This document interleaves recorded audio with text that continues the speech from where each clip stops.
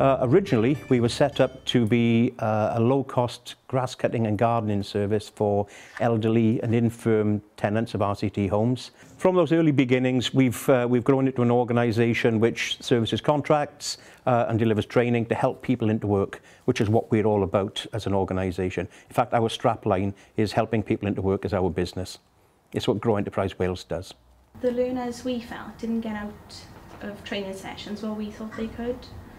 So we went right back down to basics and decided that each training session that we delivered needed to be revamped in a way that they could understand the training better and get more involved in it.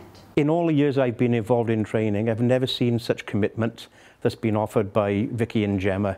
They live the ideal. And it's paid dividends through helping people into work. The research we've carried out has shown that the people who engage with the work that GREW does, once they leave us, they have a 50% chance of finding work. Whereas on a national scale, it's less than 20% of those who wouldn't engage with an organisation like this are likely to find work. So being part of what we do is something that's definitely beneficial when it comes to helping people find that job that they're looking for. I think as a team we work really well together. We're very supportive, very encouraging of each other.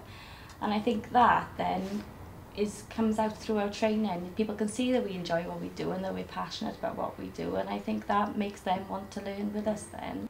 Unfortunately, I can't be with you tonight, Vicky and Gemma and the rest of the team, but I would like to wish you the best for winning this award. You thoroughly deserve it, and it's definitely a pleasure and a privilege to work with you and to lead this team.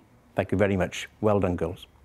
We feel very privileged to have won the award, and it's nice to get recognition of our hard work, but then most of the time we don't see it as hard work because it's just something that we naturally enjoy doing.